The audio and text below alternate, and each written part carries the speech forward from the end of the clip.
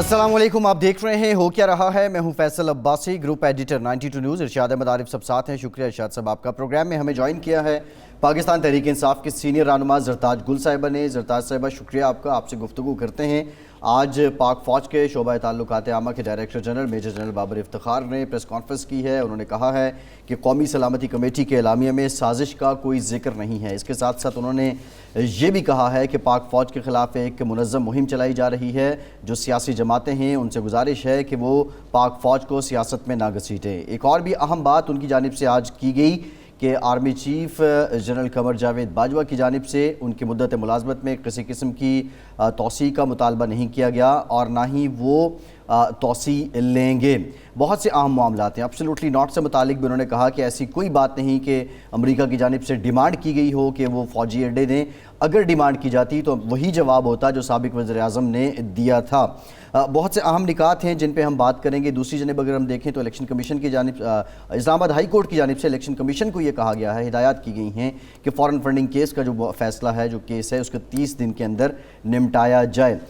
Qasim sorry نے 123 اراکین ہیں پاکستان تحریک انصاف کے، ان کے استعفے منظور کر لیے ہیں۔ اب یہ بھی ایک سوال ہے کہ کیا آئینی طریقہ کار پورا کیا گیا ہے اور کیا الیکشن کمیشن اس پر کوئی اعتراض تو نہیں اٹھائے گا۔ کابینہ ابھی تک تشکیل نہیں ہو سکی، اس پر بھی بات کریں گے۔ ارشاد صاحب، قومی سلامتی کمیٹی کا اعلامیہ میں سازش کا کوئی ذکر نہیں ہے، یہ کہنا ہے پاک فوج کے ترجمان کا۔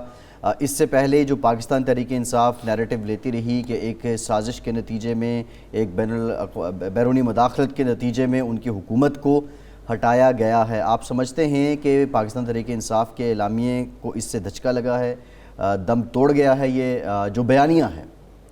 دیکھیں، آج کی جو پریس کانفرنس کی اہمیت یہ ہے کہ پچھلے 2-3 ہفتے میں جن افواہوں نے، قیاس آرائیوں نے، تبصروں نے، تجزیوں نے جنم لیا اور جس کی وجہ سے جس کی زد پاکستان آرمی پر پڑ رہی تھی، ان سب کی انہوں نے وضاحت کر دی اور یہ بتا دیا کہ اعلامیہ کا اصل الفاظ کیا تھے اور ان پٹ ہماری کیا تھی۔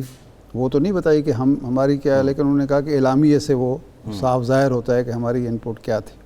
دوسرا انہوں نے یہ کہہ دیا کہ یہ جو عام طور پر جب بھی کوئی ایسا بحران ہو کہ جی وہ آرمی چیف صاحب چونکہ ایکسٹینشن لینا چاہتے ہیں تو یہ باتیں ہو رہی ہیں، باتیں شروع ہو جاتی ہیں، وہ انہوں نے کلیئر کٹ کہہ دیا کہ 29 نومبر 2022 کو آرمی چیف جو ہیں وہ ریٹائر ہو جائیں گے۔ ان کی نہ خواہش ہے اور اگر کوئی کہے گا بھی یا کسی نے کہا بھی تو انہوں نے قبول نہیں کیا، قبول نہیں کریں گے، یہ کلیئر ہو گیا۔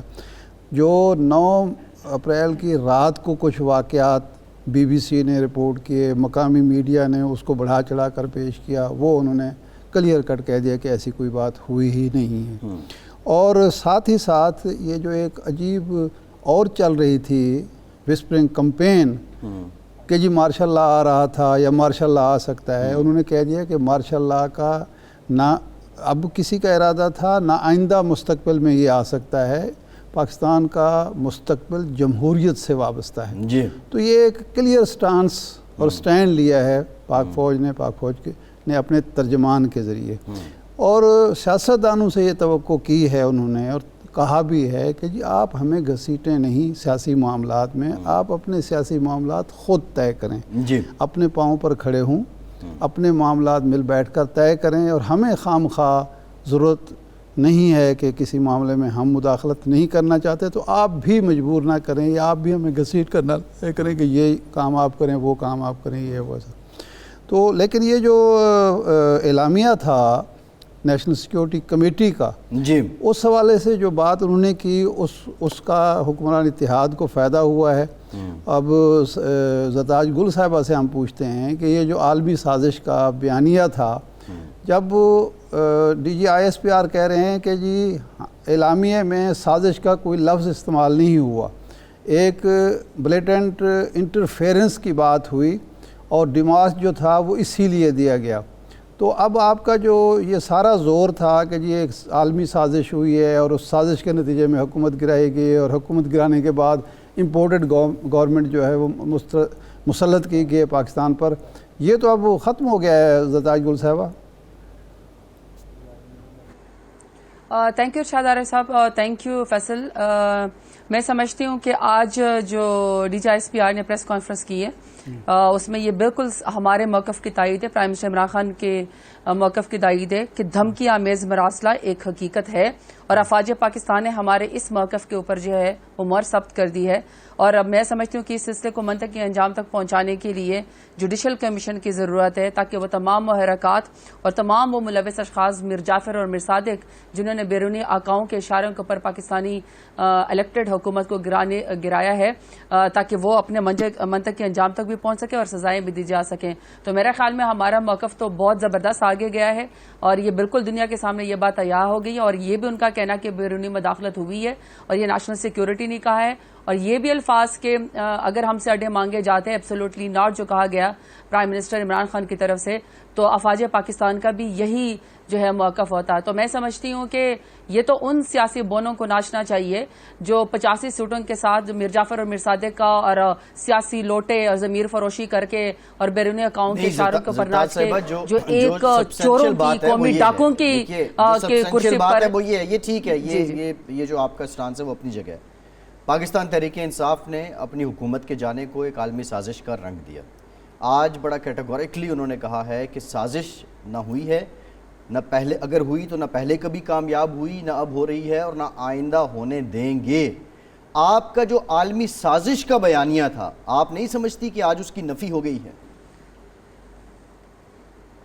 میں تو سمجھتی ہوں کہ جو عالمی سازش کا بیانیہ تھا وہ ایک حقیقت ہے. مراسلہ جو سائفر بھیجا گیا تھا، یہ باقاعدہ ڈیمارچ جو ہے وہ ایک جو ہمارے ڈپلومیٹک وہ ہے اس کی طرف سے یہ آنسر کیا گیا تھا کہ اس کو ڈیمارچ کرنا چاہیے، اور یہ پرائم منسٹر عمران خان نے ہر دروازہ کٹکھٹایا اور ہمارے موقف کی تائید ہوئی ہے. سازش کر کے ہی بیرونی قوتیں پاکستان کی انڈیپینڈنٹ پالیسی اور پاکستان کی انڈیپینڈنٹ جو ایک ساورینٹی ہے اس کو چیلنج کیا ہے، اور انہوں نے میر جعفر اور میر صادق کے ذریعے اور قومی چوروں کے ذریعے وہ مینڈیٹ چرانے کی کوشش کی ہے، جو کہ یہ ہم ان کو ہضم نہیں ہونے دیں گے.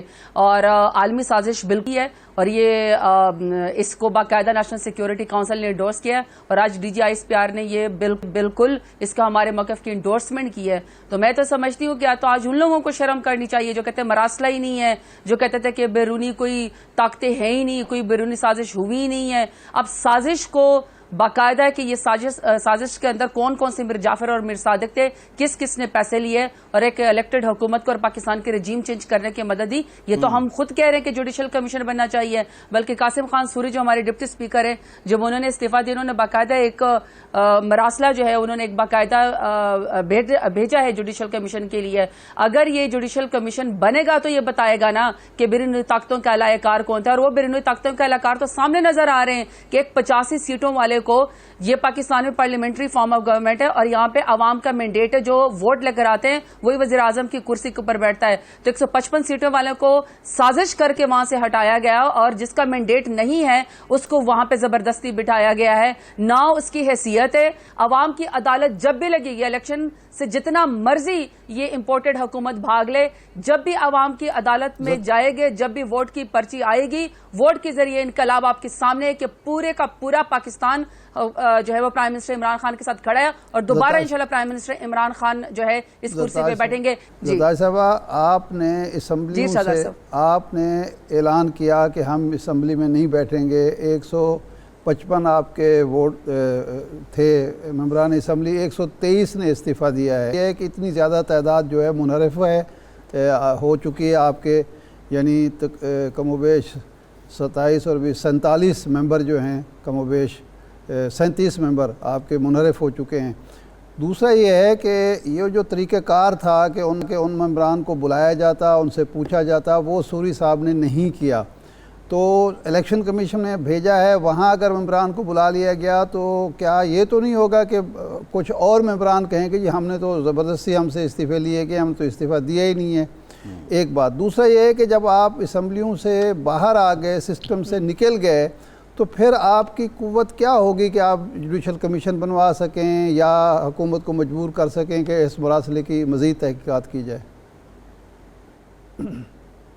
دیکھیں، سسٹم سے میں تو ہم بالکل جو ہے ہم اس سسٹم کا چوری شدہ مینڈیٹ کا، امپورٹڈ حکومت کا بیرونی طاقتوں کے اہلکار کا، قومی چوروں کی حکومت کا ہم حصہ نہیں بن سکتے.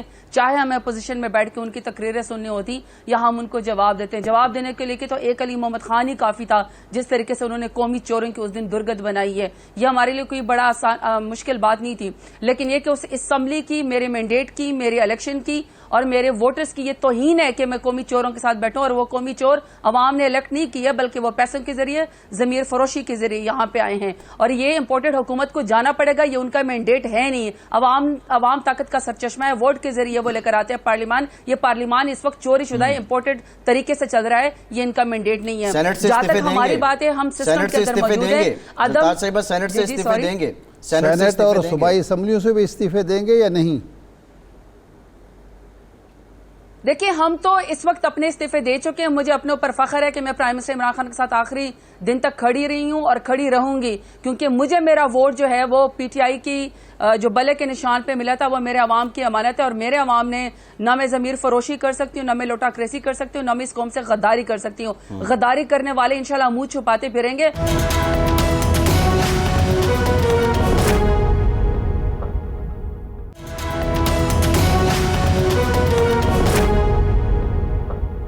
آپ کے بقول جو قومی اسمبلی میں اس وقت لوگ بیٹھے ہوئے ہیں وہ چور ہیں، ڈاکو ہیں، لٹیرے ہیں، اور سینٹ میں بھی آپ کی جماعت کے لوگ بیٹھے ہوئے ہیں، اور صوبائی اسمبلیوں میں بھی آپ ان کے ساتھ بیٹھے ہوئے ہیں. تو یہ تو بہت بڑا تضاد ہے کہ قومی اسمبلی میں آپ استعفے دے رہے ہیں اور سینٹ میں اور صوبائی اسمبلیوں میں آپ ان کے ساتھ بیٹھنا گوارا کر رہے ہیں. اچھا، ایک تو دیکھیں کیٹیگوریکلی آنسر اگر آپ نے سننا ہے، سینٹ کے اندر جو ہے ہم اپنی عدد اکثریت کے ساتھ بیٹھے ہوئے تھے.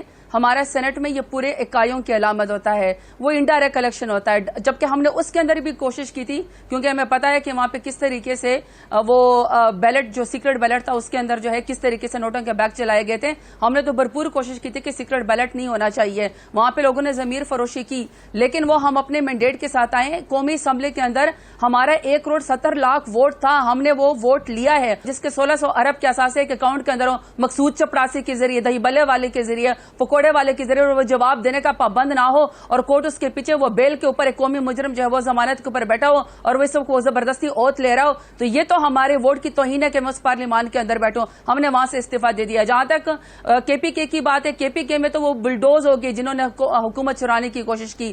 پنجاب میں ابھی میدان لگے گا. دیکھیں سیدھی سی بات ہے، جہاں پہ ہم نے عوام کی عدالت حکومت کرنے کا، کرسی کے اوپر بیٹھنے کا حق اسی کو ہے جو عوام کی طاقت کے ذریعے آئے. تو جہاں پہ ہم عوام کی طاقت کے ذریعے ہم وہاں پہ بیٹھے ہوئے تھے، لیکن جہاں سے وہ زبردستی جو ہے وہ بیرونی طاقتوں کے ذریعے سازش کر کے ذریعے ان قومی چوروں کو دیا گیا تھا، وہاں ہمارے ووٹ کی توہین ہے. اس پاکستان کی بھی توہین ہے، 22 کروڑ عوام کی بھی توہین ہے. دیکھیں اس کا حق سمپل ہے کہ عوام کی عدالت میں جائیں، جو کلین میجارٹی لے کر آئے وہ وزیر اعظم کے عہدے پہ بیٹھے. اس نے منی لانڈرنگ کی ہے، اس نے ضمیر فروشی کی ہے، اس کے پاس مینڈیٹ نہیں ہے، یہ اس کرسی پہ بیٹھنے کے قابل نہیں ہے. یہ امپورٹنٹ ہے، یہ اس کو بھگتنا پڑے گا. یہ تو الزامات ہیں، ابھی تک ثابت نہیں ہوا. لیکن میرا سوال یہ ہے کہ یہ جو خان صاحب اب پشاور رات بڑا جلسہ کیا انہوں نے، اب کراچی جا رہے ہیں، پھر لاہور آئیں گے، پھر دوسرے شہروں میں بھی جائیں گے، یہ ایک آپ تحریک چلانا چاہ رہے ہیں؟ اور کیا الیکشن کے کوئی آپ ایک مقررہ مدت میں، وہ تو خود کہہ رہے ہیں الیکشن کمیشن بھی کہ ہم اکتوبر میں الیکشن کرا دیں گے، تو پھر اس طرح عوام کو سڑکوں پر لانے کا کیا جواز ہے؟ آپ انتظار نہیں کر سکتے اکتوبر تک؟ اکتوبر میں الیکشن ہو جائیں گے، دودھ کا دودھ پانی کا پانی ہو جائے گا.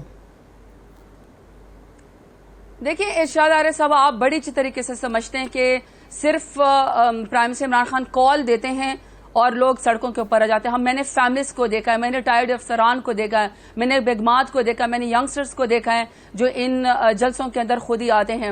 ہم کتنے ورکرز کو جو ہے بسوں کے ذریعے لا سکتے ہیں؟ یہ کوئی پی ایم ایل این کی حکومت تو نہیں ہے کہ اس کو آپ بریانیوں کے اوپر جو ہے اور پٹواریوں کو لے کر آئیں. یہ ایسا تو نہیں ہے. یہ جو لاکھوں کروڑوں کی تعداد میں عوام نکلتی ہے نا، یہ اس کا مطلب ہے کہ قوم یہ بات ثابت کر چکی ہے کہ یا تو آپ اس قوم کے خلاف کھڑے ہوں یا آپ اس ملک کے خلاف کھڑے ہوں، آپ اپنی قومی سالمیت کا سودا کر لیں، ساورینٹی کا سودا کر لیں، اور آپ بیرونی طاقتوں کے اہلکار کو جو ہے وہ ایکسپٹ کر لیں، یا پھر آپ قومی غیرت کا سودا نہیں کریں گے اور جو عوام کی عدالت لگے گی اس میں جو ہے وہ ووٹ کے ذریعے ہوگا. جہاں تک الیکشن کمیشن کی بات ہے، دیکھیں جی آئینی ادارہ ہے، 3 مہینے کا ان کا مینڈیٹ ہے. جب ان کے پاس جب ان کو نہ الیکشن کرانا، انہوں نے 3 مہینے کے اندر کرانا ہے. اکتوبر میں میدان لگے، ابھی میدان لگے، جب بھی میدان لگے. P M L N P D M بھاگ رہی ہے، یہ سازش کر کے تو کرسی کے اوپر بیٹھ سکتے ہیں پر ووٹ کی پرچی کے ذریعے نہیں بیٹھ سکتے ہیں. تو ہم عوام ہمارے ساتھ کھڑی ہے، ہم نکلیں گے، سڑکوں پہ جائیں گے، عوام سے اپنی رائے دیں گے، اور عوام میں یہ ریزولوشن پاس ہو چکی ہے کہ قومی چوروں کے ساتھ پرائم منسٹر عمران خان نے نہیں بیٹھنا، اور 2/3 میجورٹی کے ساتھ انشاءاللہ پرائم منسٹر عمران خان کو واپس لے کر آئیں گے. آخری سوال آپ کا، جو فارم فنڈنے کا کیس ہے الیکشن کمیشن میں، آج اسلام آباد ہائی کورٹ نے کہہ دیا کہ 30 دن میں اس کا فیصلہ ہونا چاہیے. یہ طویل ایک جدوجہد ہے، طویل ایک مقدمہ ہے، کئی سال سے چل رہا ہے جس کا مقدمہ نہیں ہو رہا. کئی دفعہ آپ نے اسٹے لے لیا، تاخیری حربے جو بھی ہوئے.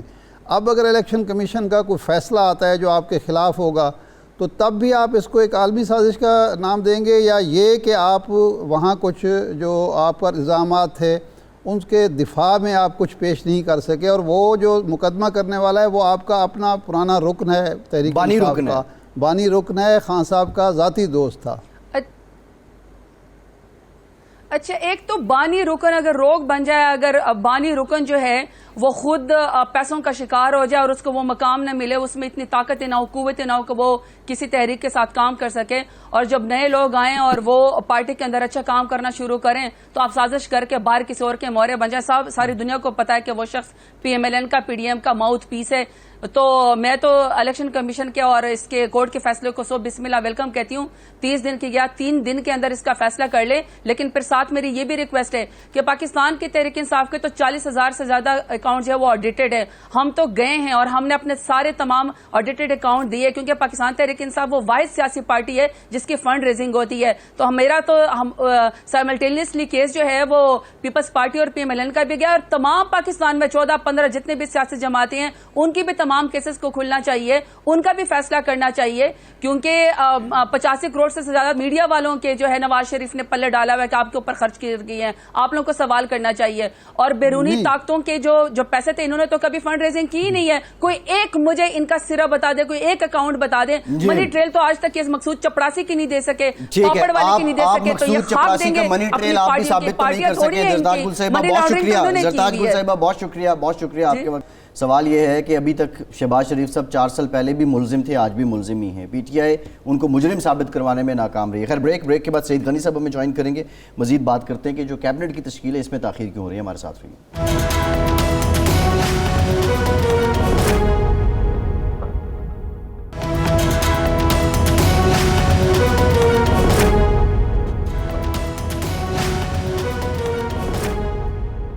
بریک کے بعد ایک بار پھر سے آپ کو خوش آمدید کہیں گے. ہمیں جوائن کیا ہے پاکستان پیپلز پارٹی کے سینئر رہنما ہیں، منسٹر ہیں سندھ گورنمنٹ میں، سعید غنی صاحب. بہت شکریہ سعید صاحب آپ کے وقت کا. سعید صاحب، ہم آئیں گے جو اس وقت حکومتی معاملات ہیں اور حکومت کے جو تعلقات کار ہیں اس پہ، لیکن آج جو D G I S P R کی پریس کانفرنس، بڑی مفصل پریس کانفرنس تھی جو سامنے آئی ہے، اور اس میں انہوں نے کہا کہ قومی سلامتی کمیٹی کے اعلامیے میں سازش کا کوئی ذکر نہیں ہے.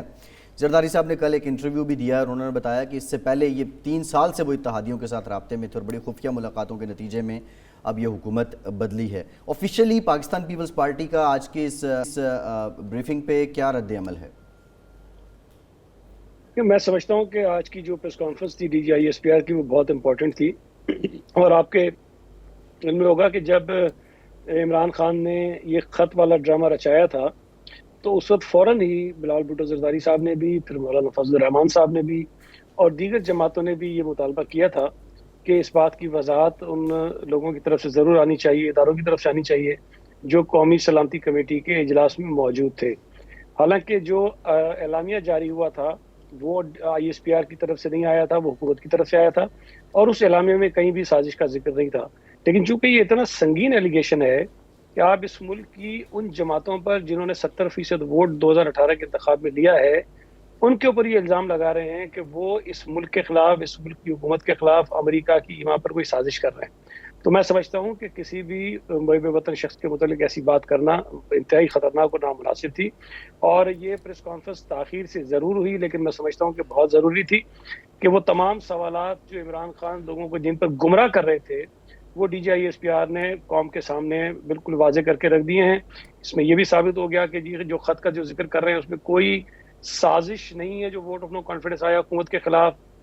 اس میں اس بات کی بھی وضاحت ہو گئی کہ امریکہ نے کوئی اڈے نہیں مانگے تھے جس پر انہوں نے کوئی انکار کیا ہو جس سے ان سے ناراض ہوئے ہوں.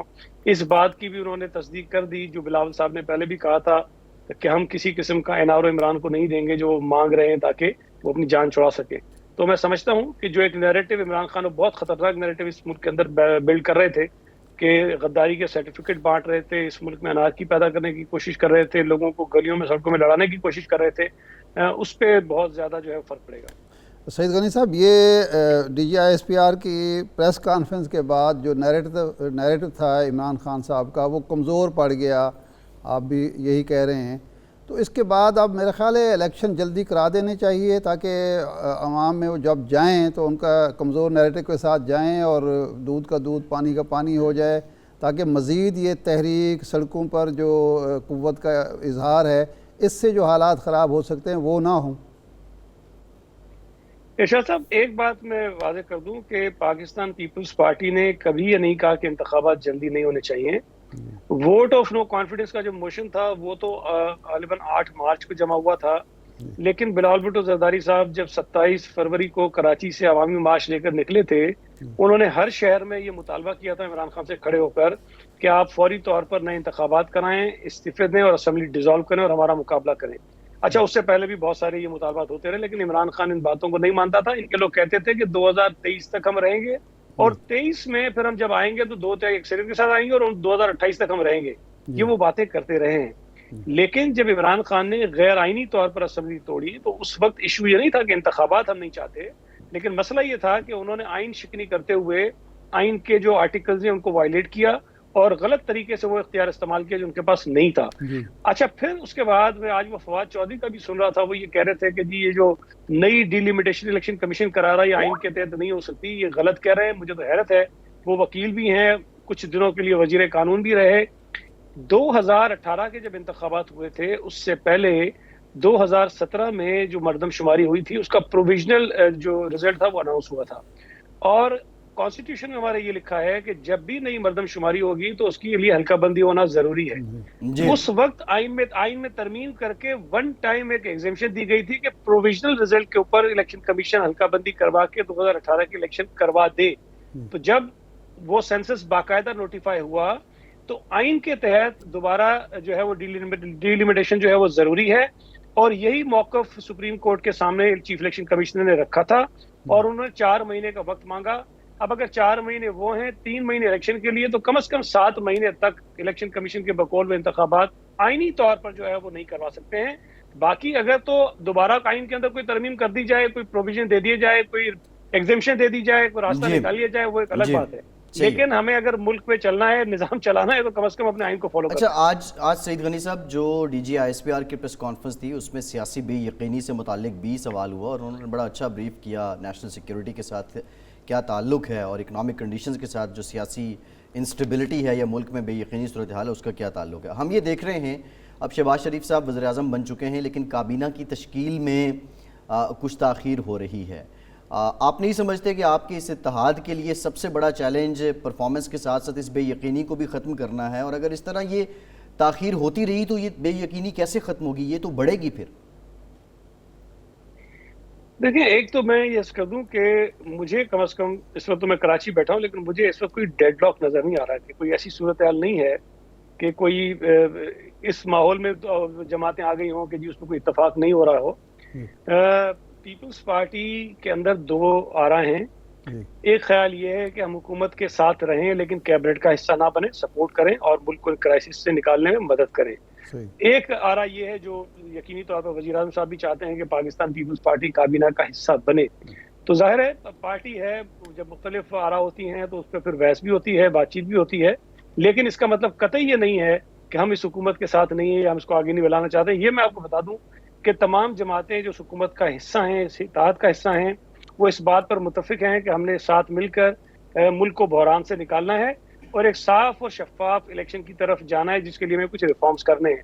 तो मुझे कोई इसमें वो परेशानी नहीं है। इंशाल्लाह ताला अगले एक आध दिन के अंदर कैबिनेट की भी अनाउंसमेंट हो जाएगी। सईद गनी साहब, ये अदम एतमाद कामयाब होने से पहले जब हम अपोजिशन रहनुमाओं, जो उस वक्त की अपोजिशन थी, उस रहनुमाओं पूछते थे, मुस्लिम लीग नून के लीडर हो गए, पीपल्स पार्टी के हो गए, JUI के हो गए, तो वो कहते कि जी हमने सारा फार्मूला तय कर लिया है, सब कुछ तय है, जो ही हम इक़्तिदार संभालेंगे कैबिनेट तश्कील पाएगी और फिर हम काम शुरू कर देंगे इस्लाहात का, और इस्लाहात के बाद इलेक्शन का ऐलान हो जाएगा। लेकिन ये 4-5 दिन में मालूम हुआ कि अभी सियासी जमातें ये भी फ़ैसला नहीं कर पाई कि हम इस इत्तेहाद का हिस्सा हो तो एक कैबिनेट का हिस्सा बने या नहीं बने। जिस ग्रुप का या जिस हिस्से का पीपल्स पार्टी का ये कहना है कि हम हिस्सा ना बने, उसकी वजह क्या वो माजी के तजर्बात हैं जो पंजाब में और मरकज़ में आपको हुए, कोई ऐसी बेएतमादी है या कोई और वजह है? नहीं, बेतबादी तो नहीं है, लेकिन जो पहला आपका हिस्सा था सवाल का, उसमें देखें हम सब ये समझ रहे थे कि इस मुल्क में आइन के मुताबिक जब नो कॉन्फिडेंस का मोशन मूव हुआ है तो हर चीज आइन और कानून के मुताबिक होगी और हर ओहदेदार जो मुख्तलिफ ओहदों पर बैठा है, चाहे वो स्पीकर हो या सदर पाकिस्तान हो, वो आइन के तहत अपनी जिम्मेदारियां अदा करेगा। लेकिन बदकिस्मती से यहाँ डिप्टी स्पीकर हो, वजीर आजम हो, सदर पाकिस्तान हो, उन तमाम लोगों ने आइन की संगीन खिलाफवर्जी की और उस आईनी अमल में रुकावटें डाली और उसको खराब करने की कोशिश की। वो तो सुप्रीम कोर्ट की बड़ी मेहरबानी कि उन्होंने अपने हलफ की पासदारी करते हुए जजेस ने उन फैसलों को जो है वो कलअदम करार दे दिया। अच्छा, ये जब सारी चीजें हुई हैं तो डेफिनेटली वो जो एक प्रोसेस था जिसको हम बड़ा स्मूथ देख रहे थे कि हो जाएगा, उसमें कुछ मसाइल आए, ताखीर हुई। आज भी आप देखें कि डिप्टी स्पीकर ने जिस अंदाज में इस्तीफे मंजूर किए हैं उसमें बहुत सारे शुकूक व शुबात हैं और वो अपने ऑफिस को मिसयूज कर रहे हैं और खुद उनके खिलाफ नो कॉन्फिडेंस का मोशन जो आया हुआ है ऑलरेडी, और मैं नहीं समझता कि अखलाकी तौर पर उन्हें काम करना चाहिए। जो दूसरी बात आप कर रहे हैं कि पीपल्स पार्टी के अंदर जो दूसरी राय है उसकी क्या वजह है, देखिए हर शख्स को अपनी राय रखने का इख्तियार है और हर शख्स के पास अपनी राय के हक में दलाइल भी होते हैं। अच्छा, मेरा भी ये ख्याल है कि चूंकि इलेक्शन हम समझ रहे हैं कि शायद जल्द हो जाएंगे अगले 6-7-8 महीनों में, तो हमें ज्यादा तवज्जो देनी चाहिए अगले इंतखाबात में, बजाय इसके कि हम 6-7-8 महीने हुकूमत में रहकर, जाहिर है कि हमारे जो लोग भी कैबिनेट का हिस्सा होंगे वो उस तरह से फील्ड में नहीं जा सकेंगे, उनके ऊपर और जिम्मेदारियां होंगी। लेकिन उसके बाद भी अगर पार्टी की क़यादत ये फैसला करती है और किसी एक नुक्ते पर तो यकीनन इत्तेफाक होना है कि या जाएंगे या नहीं जाएंगे, तो फिर उसके बाद हम हुकूमत के साथ चलते रहेंगे। ये बात दुरुस्त है कि पीपल्स पार्टी प्रेसिडेंट, स्पीकर और चेयरमैन सेनेट के 3 आईनी ओहदे मांग रही है? देखिए, जहां तक चेयरमैन सेनेट की बात है वो तो आपके इल्म में है कि यूसुफ रज़ा गिलानी साहब वो इलेक्शन जीत गए थे और उनके 7 वोट गलत तरीके से मुस्तरद करके उनको रोका गया और सजरानी साहब को बना दिया गया। तो ज़ाहिर है वो तो हमारा क्लेम है कि हमें वहाँ मिलना चाहिए। स्पीकरशिप के लिए भी मैं चूंकि कराची में हूँ, लेकिन जो मेरे पास मालूमात है कि गालिबन इत्तफाक हुआ है वो पाकिस्तान पीपल्स पार्टी की जानिब से कोई स्पीकर होगा।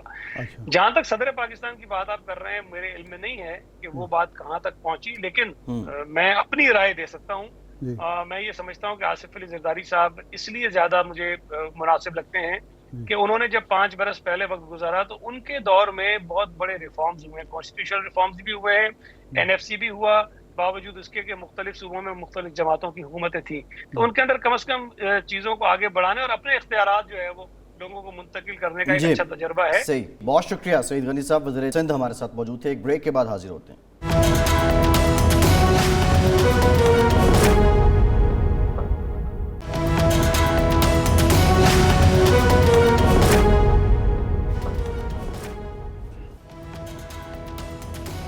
ब्रेक के बाद एक बार फिर से आपको खुशामदीद कहेंगे। हमें ज्वाइन किया है मारूफ दिफाई तज्ज़ियाकार lieutenant general retired Naeem Khalid Lodhi साहब ने। बहुत शुक्रिया लोधी साहब आपके वक्त का। जनरल साहब, आज बड़ी मुफस्सल प्रेस कॉन्फ्रेंस थी DG ISPR की, यकीनी तौर पे आपने भी सुनी। ये पिछले कुछ दिनों से जो एक मुहिम चलाई जा रही थी और एक बाज़ाब्ता तौर पे एक नैरेटिव बिल्ड करने की कोशिश की गई, आप समझते हैं कि DG ISPR का ये कहना कि कौमी सलामती कमेटी के एलामिया में साजिश का कोई जिक्र नहीं है, ये सारा प्रोपेगेंडा इस स्टेटमेंट के बाद दम तोड़ गया है? नहीं, मेरा नहीं ख्याल कि ये प्रोपेगेंडा दम तोड़ गया, क्योंकि देखें इसके 2 पहलू हैं। एक तो ये कि वो जो फॉरेन ऑफिस का मेमो है जिसके ऊपर ये नेशनल सिक्योरिटी कमेटी की मीटिंग भी हुई, सब कुछ उसके मंदरजात क्या हैं, वो सिर्फ 3 हैं और मेरे ख्याल इस पर सबको इत्तेफाक है, उसमें कोई और चीज़ नहीं है। ये कि आपकी लैंग्वेज अनडिप्लोमेटिक थी آپ نے ہمارے انٹرنل افیئرز میں مداخلت کی ہے اور اس کے لیے ہم ڈیمارچ کریں گے جو ہے. لیکن جو یہ سازش والی بات ہے یہ میمو میں تو کوئی نہیں لکھ کے دیتا نا. یہ تو جس کو پرائما فیسی ایویڈنس کہتے ہیں یا جو کچھ ایسی چیزیں جو وقت کے پوائنٹ آف ویو سے یا جگہوں کے پوائنٹ آف ویو سے ہوتی ہیں, اس کے لیے تو جب تک کوئی انکوائری کمیشن نہیں ہوتا, جب تک کوئی جوڈیشل کمیشن نہیں بنتا, یہ نہیں کہا جا سکتا کہ وہ بیانیہ فیل ہو گیا یا دفن ہو گیا یا رہ گیا. وہ بیانیہ اپنی جگہ قائم ہے جب تک اس پر ہو نہیں جاتی تھی. آپ کو یہ دیکھنا پڑے گا کہ کیا یہ جو عدم اعتماد کی تحریک تھی اور یہ جو میمو تھا اس کے ٹائمنگز آپس میں ملتے جلتے ہیں. کیا جو یہاں کے مغربی مختلف ایمبیسیوں کے لوگ, ایمبیسڈرز اور ان کے نمائندے بار بار مل رہے تھے مختلف پولیٹیکل پارٹیز کے لوگوں کو, کیا وہ انہی دنوں میں مل رہے تھے؟ اور کیا یہاں سے کچھ لوگ امریکہ گئے اور کچھ لوگوں سے ملے؟ تو وہ ایک مفصل بات ہے. تو لہذا یہ دو چیزیں ان کو مکس اپ نہیں کیا جا سکتا. انہوں نے جو بات کہی ہے وہ بالکل درست کی ہے. جی لودھی صاحب, یہ جو ایک سوال یہ اٹھتا ہے کہ جب بھی کوئی یہاں سیاسی کشمکش ہوتی ہے, کوئی بڑا واقعہ ہو رہا ہو, تو خام خواہ فوج کو ملوث کرنے کی کوشش کی جاتی ہے. کیا سارائیاں جنم لیتی ہیں, افواہیں جنم لیتی ہیں, سیاستدان اپنے مقاصد کے لیے. تو یہ ہمارے سیاسی نظام کی ناکامی ہے یا آپ سمجھتے ہیں کہ بیرونی قوتیں ہیں جو صورتحال کو اپنے حق میں استعمال کرنے کی کوشش کرتی ہیں؟ نہیں, یہ دونوں کا ملغوبہ ہے, لیکن میرا خیال ہے کہ اس میں غلطی ہماری اندرونی ہے. اور اس میں یہ صرف سیاسی جماعتوں کی غلطی نہیں ہے, اس میں اسٹیبلشمنٹ کی بھی غلطی ہے کہ ہماری تاریخ میں ان کی انوالومنٹ جو ہے اسٹیبلشمنٹ کی وہ اچھی طرح سب کو معلوم ہے.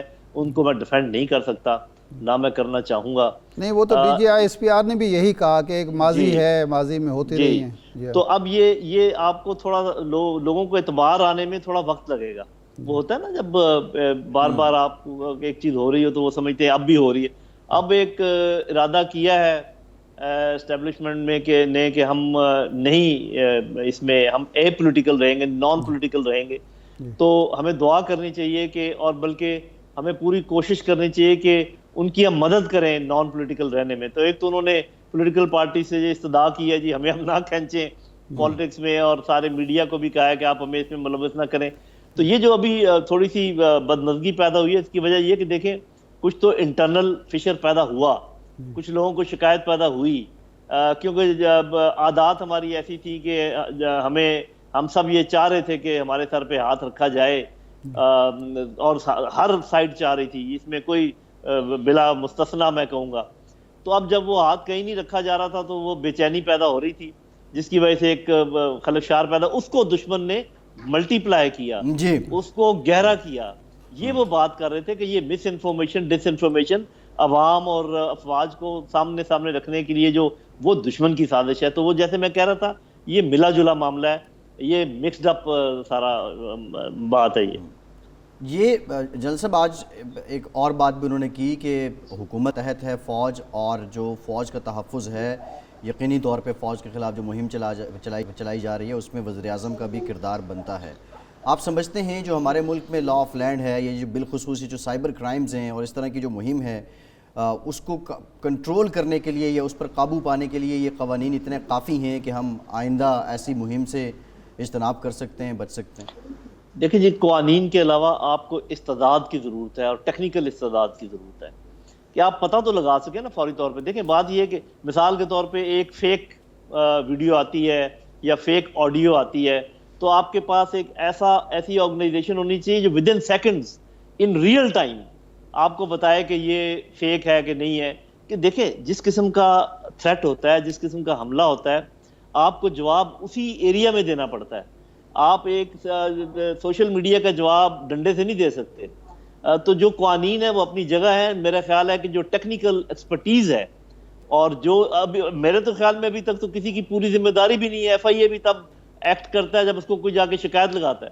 ایک ایسی تنظیم کی ضرورت ہے جو ہر وقت الرٹ رہے اور ہر وقت سکین کرتی رہے کہ یہ فیس بک کے اوپر اور ٹویٹر کے اوپر کون سی ایسی چیز ہے جو کہ فیک ہے, فوری طور پہ اس کا جواب آئے, فیک کی اس کے اوپر سٹیمپ لگے, and this should happen in seconds اور منٹس. اور یہ دنیا میں یہ استعداد ہے لوگوں کے پاس. تو میرا خیال اس کی ضرورت پڑے گی ہمیں, ورنہ اس قسم کی جو جھوٹ کی آندھی ہے اس کو آپ ڈنڈوں سے نہیں روک سکتے اس کو, آپ ٹینکوں اور توپوں سے نہیں روک سکتے. اچھا نعیم خالد صاحب یہ فرمائیں کہ آج D G I S P R نے کہا, پہلے بھی یہ بات آتی رہی ہے کہ امریکہ نے اڈے نہ مانگے نہ ہم نے کوئی ہمیں ضرورت پڑی ایبسولوٹلی ناٹ کہنے کی, لیکن اگر ہم سے بات ہوتی تو ہم بھی وہی کچھ کہتے جو عمران خان صاحب نے بطور وزیر اعظم کہا. تو یہ پھر بات کہاں سے چل پڑی اڈے دینے کے لیے؟ جی یہ تو بڑی ہم ہاں جی بڑی سمپل بات ہے. دیکھیں اگر مثال کے طور پہ آپ سے میں نے ابھی تک قرضہ نہیں مانگا اور میں آپ کو یہ کہوں کہ میں اگر آپ سے اتنے پیسے مانگوں تو آپ کہیں جی میں نہیں دوں گا, اور پھر بعد میں شور مچا دوں میں نے تو مانگا ہی نہیں تھا. اچھا دیکھیں جملہ دیکھیں, وہ ایک انٹرویو ہو رہا تھا, انٹرویو میں اس نے یہ پوچھا کہ اگر آپ سے سی آئی اے انڈے, ایگزیکٹ اس کے الفاظ ہے, اس کا ترجمہ ہے جو میں بتا رہا ہوں کہ اگر آپ سے سی آئی اے اڈے مانگے تو کیا آپ دیں گے؟ انہوں نے کہا ایبسولوٹلی ناٹ, اور شور مچ گیا تو ہم نے مانگے ہی نہیں. اب آپ دیکھیں جو میں نے بات کی, اگر اس میں ذرا بھی سکم ہے تو آپ لے کر آئے, اور ہمارے میڈیا نے اس کو ایسے ٹویسٹ دی کہ جی اڈے تو مانگے ہی نہیں تھے اور ایبسولوٹلی ناٹ بلا وجہ کہہ دیا. ارے بھائی سوال تو سن لو, سوال یہی تھا کہ اگر آپ سے اڈے مانگے جائیں تو آپ کیا کہیں گے. تو میرا خیال آئی ایس پی آر نے بات کو کلیئر کر دیا. نہیں وہ تو دیکھیں, وہ تو ایک اخبار نویس کا ایک سوال ہے, ایک تو سوال کر رہا ہے, اس کا جواب. لیکن عمران خان صاحب تو یہ کہہ رہے ہیں کہ مجھے سزا ہی ایبسولوٹلی ناٹ کہنے کی مل رہی ہے. تو دیکھیں نا بات یہ کہ یہ جو بڑے, اور آپ تو بہت ہی منجے ہوئے اور ذہین لوگوں میں سے ہے, آپ یہ بتائیں کہ جس بندے نے کوئی کام کرنا ہو پہلے اس کے لیے وہ جگہ ہموار کرتا ہے کہ نہیں کرتا, پہلے وہ چیک کرتا ہے کہ نہیں کرتا کہ کیا جواب ملنے والا ہے. تو آپ کا کیا خیال ہے کہ وہ اخبار نویس ہوا میں سوال کر رہا تھا؟ ارے بھائی وہ پتہ لگانے کی کوشش کر رہا تھا کہ اگر ہمارے بعد میں گورنمنٹ کرے گی تو پھر کیا ہوگا. وہ بر وقت جواب تھا, صحیح تھا. البتہ اس کی لینگویج پر میں بھی کوئی اتنا خوش نہیں ہوں. اس کو بڑے طریقوں سے کہا جا سکتا تھا. مثال کے طور پہ ایک بڑا اچھا جواب یہ ہو سکتا تھا, جب مانگیں گے تو دیکھیں گے. نہیں اس میں تو جنرل صاحب ایک جواز تو یہ بھی دیا جاتا ہے, نواز شریف صاحب کی وہ ایگزامپل کوٹ کی جاتی ہے, یمن کا معاملہ آیا تو وہ معاملہ پارلیمنٹ میں لے گئے. جی وہ بڑا اچھا یہ یعنی آپ کہہ رہے ہیں کہ انداز کا مسئلہ تھا, وہ انداز جو ہے وہ باقی یہ جو ہے یہ جو اس کو ٹویسٹ دی جا رہی ہے نا کہ جی وہ تو مانگے ہی نہیں تھے, یہ کوئی بات نہیں ہے. ارے بھائی وہ چیک کر رہے تھے, آپ کا پانی چیک کر رہے تھے کہ کتنا ہے آپ کے گھٹنوں میں, تو وہ آپ نے بتا دیا کہ ہمارے گھٹنے قائم ہیں, اور ٹھیک ہے اس کی سزا اگر وہ سمجھتے ہیں مل رہی ہے تو خیر ہے. ویسے یہ بتائیں کہ کیا ہم امریکہ کے بغیر زندہ نہیں رہ سکتے جس طرح خواجہ آصف صاحب نے کہا؟ جی دیکھیں ہمیں تو اتنا پتہ ہے کہ زندگی اور موت اللہ کے ہاتھ میں, اور قوموں کی زندگی اور موت بھی اللہ تعالیٰ کے ہاتھ میں ہی ہے. اگر کوئی یہ سمجھتا ہے کہ اللہ تعالیٰ کے علاوہ آپ کی اور ہماری زندگی کسی کے ہاتھ میں ہے تو اس کا مطلب اس کے دل میں اللہ کا خوف نہیں, دنیا کا خوف ہے. جی تو یہ تو پھر آپ کے ایمان کی بات. ٹھیک, بہت شکریہ جنرل ریٹائرڈ نعیم خان صاحب, آپ کے وقت آپ ہمارے ساتھ موجود تھے. ارشاد صاحب کچھ سیاسی معاملات پہ بھی بات کر لیتے ہیں. یہ تاخیر جو ہو رہی ہے کابینہ کی تشکیل میں, بظاہر تو وہ کہہ رہے ہیں جی کوئی اعتماد کا فقدان بھی نہیں ہے, چیزیں طے ہو رہی ہیں, لیکن یہ جتنا وقت بڑھے گا کوئی نہ کوئی بات تو ایسی نکل آئے گی کہ بد اعتمادی کی فضا. نہیں میں ایسا نہیں سمجھتا. دیکھیں اتنا بڑا ایک اتحاد ہے اور اتنی زیادہ پارٹیاں ہیں اس میں, اب ضروری نہیں ہے کہ تاخیر کی وجہ یہ ہو کہ باپ پارٹی کو شک ہو وزیر اعظم پر, یا وزیر اعظم نہ چاہتے ہوں اس کو شامل کرنا. باپ پارٹی کے اندر بھی تو اختلاف رائے ہو سکتا ہے کہ ہمارا کون سا ممبر وزیر بنے گا, کون سے نہیں بنے گا. یہ بھی تو ہے نا. جس طرح سعید غنی صاحب بتا رہے تھے کہ پیپلز پارٹی کے اندر دو آرا چل رہی ہیں. ایک دھڑا یہ کہتا ہے کہ جی ہمیں حصہ نہیں بننا چاہیے حکومت کا, کیونکہ ہم پھر الیکشن میں اگر جائیں گے, وہ تو یہ کہہ رہے تھے کہ جی ہمارے پاس وقت نہیں ہوگا ہمارے وزراء کے پاس, لیکن اصل چیز یہ ہے کہ وہ ایک بوجھ لے کے جائیں گے حکمرانی کا. وہ 3 مہینے کی ہو, 6 مہینے کی ہو, سال کی ہو, 1.5 سال کی ہو, تو وہ جواب دہ تو ہوں گے. تو یہ ایک وجہ ہے. اچھا دوسرا یہ ہوتا ہے کہ میرا خیال ہے کہ ان کا کوئی پہلے فارمولہ طے نہیں ہوا کہ کس جماعت کو کتنی وزارتیں, کون سی وزارتیں, کتنی تو خیر طے ہوا ہوگا کہ جی ایم کو مثلا 2 دیں گے. اب یہ بھی ہوتا ہے کہ جی فلاں وزارت جو وہ مانگ رہے ہیں, ایک بڑی پارٹی جس نے جواب دہ ہونا ہے, کیونکہ یہاں جواب دہ پارٹی نہیں ہوتی, جواب دہ لیڈرشپ ہوتی ہے. جی ایگزیکٹلی. لوگ یہ نہیں کہتے کہ پنجاب میں اگر مہنگائی ہے تو اس کا ذمہ دار بزدار صاحب ہیں, عمران خان ہے, بجلی نہیں آ رہی تو عمران خان ہے, فلاں کام نہیں ہو رہا تو عمران خان ہے. تو اب ہر چیز کا جواب دہ میاں شہباز شریف ہوگا.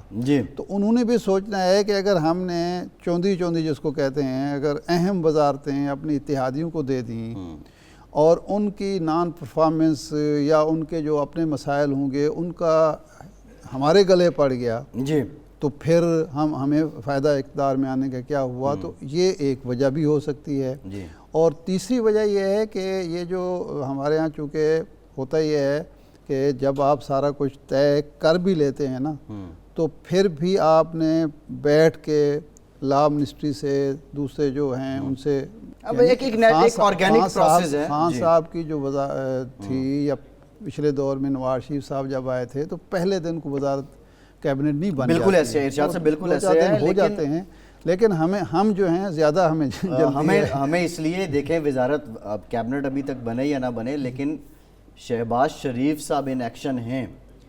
صبح وہ آج کوئی 7 بجے پہنچ چکے تھے میٹرو اسٹیشن پہ، اسلام آباد کی میٹرو جس نے پشاور موڑ سے نیو ایئرپورٹ تک چلنا تھا، پروجیکٹ مکمل تھا، خان صاحب نے زحمت نہیں کی کہ اس کو افتتاح کرنے کا وقت نہیں مل رہا کیونکہ نون لیگ کا پروجیکٹ مل نہیں رہا، لیکن وہ صبح 7 بجے وہاں پہ میٹنگ شہباز شریف صاحب نے چیئر کر دی، تو آپ ان کی ذرا ایفیشنسی نہیں، یہ تو جو بیوروکریسی ہے نا جو وہاں وہ رہ جائیں گے وہ ان کو لگ پتہ جائے گا کہ جناب شہباز شریف صاحب کے ساتھ کام کرنا کتنا مشکل ہے۔ جی ٹھیک ہے ارشاد صاحب، پروگرام کا ٹائم ختم ہو گیا، بہت شکریہ آپ کا، آج کے پروگرام سے اتنا ہی۔